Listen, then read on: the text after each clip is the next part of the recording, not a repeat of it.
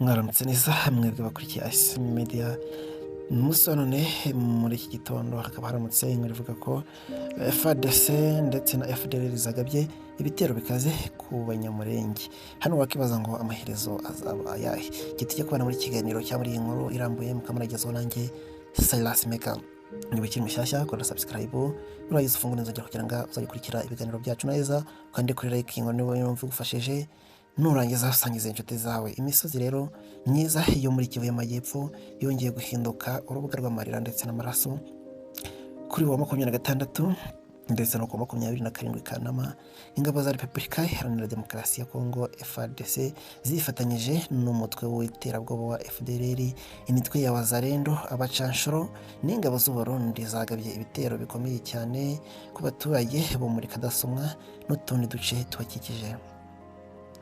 Nk'uko Lorenzo Kanyuka umuvugizi w'ihuriro AFC cyangwa se M23 bivuga, abanyamurenge batuye mu misozi ya Minembwe muri teritwari ya Fizi ndetse nabo bakubitiye bikomeye cyane mu gitero bagabweho kuri 27 Kanama.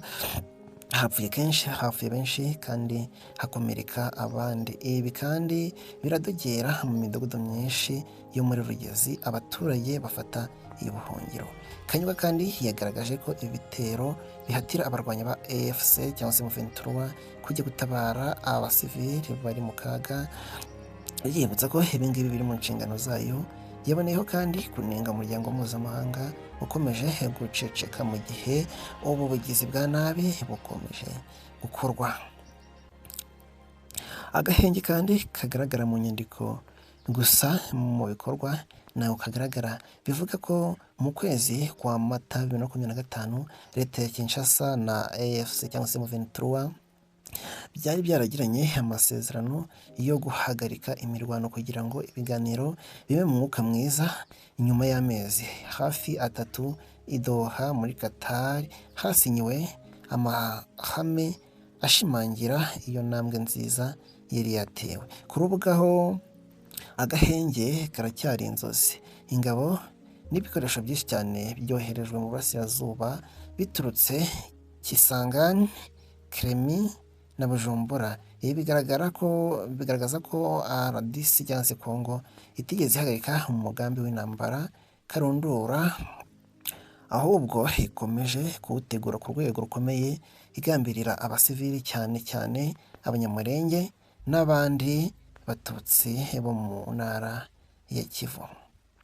Ibitero ku basivili bishimangira ko leta ya RDC cyangwa se Kongo idashaka kubahiriza gahunda y'amahoro yateguwe na Qatar, ahubwo ko ishyize imbere intambara nk'uko yabigenje kuva muri 2022 ubwo yamburwaga ubutaka bufite ubuso bwa kilometero kare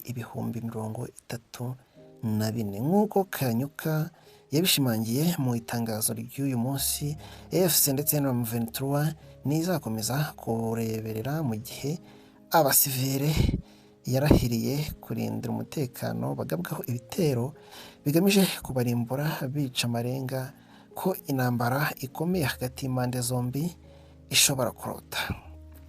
Ibitero ku basivile batuye mu burasirazuba bwa RDC bishimangira kandi ko ubushake buke ku butegetsi bw'iki gihugu mu gukemura amakimbirane binyuze mu biganiro bikanaca amarenga ya gahunda y'amahoro ya Doha isanzwe icumbagira ishobora guhohoka.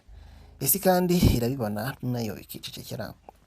Ku bwa Fred Kaniki Rukema, perezida wa MRDP Twirwaneho akaba n'umuyobozi wungirije wa AFC, ibi kandi bitero si ibintu bishya, ahubwo ni urugendo ruri mu migambi iteguwe neza cyane rwatangiye mu mwaka wa 2017 kandi uyu mugambi ushyigikiwe n'ubutegetsi bwa RDC. Imigambi irabishimangira. Imidugudu 357 y'abanyamurenge yaratwitswe mu myaka 8, inka zirenga 700 zarasahuwe kandi nizo matungo nyamukuru w'iyi miryango y'abanyamurenge. Kaniki agira ati itsembabwoko ryatangiye mu mwaka wa 2017 ubwo riri mu cyiciro cya nyuma bashaka kurangiza ibyo batangiye. nubwo impuruza zagiye zitangwa kenshi, umuryango mpuzamahanga wakomeje kureberera. Alice Wairimu Neretu wabaye umujyanama wihariye w'umuryango w'abibumbye ku gukumira jenoside yagiye atabaza kenshi mu gihe yari ari mu nshingano, ariko nta cyakozwe. Imiryango ivuga ko iharanira uburenganzira bwa muntu, yibanda mu gushyira mu majwi AFC cyangwa se M23 n'ingabo z'u Rwanda.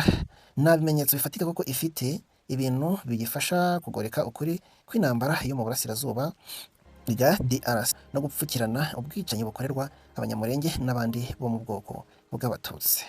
Ku 25 Kanama, Perezida Paul Kagame ubwo yaganiraga n'ingabo i Gabiro yanenze uguceceka kw'iyi miryango ati kandi bakabikora ku buryo ari interahamwe, ariko Wazalendo ari guverinoma iriho ubungubu ya DRC.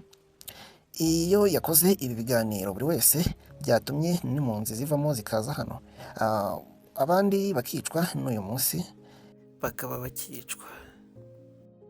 Ibyo nabyo abandi bajya babivuga, naho njya mbona bivugwa cyangwa se byandikwa, ariko ubwo bikubwira impamvu.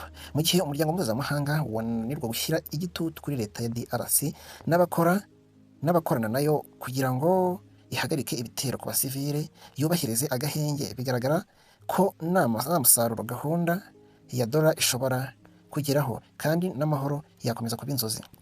Mu burasirazuba bwa Kongo aho intambara yabaye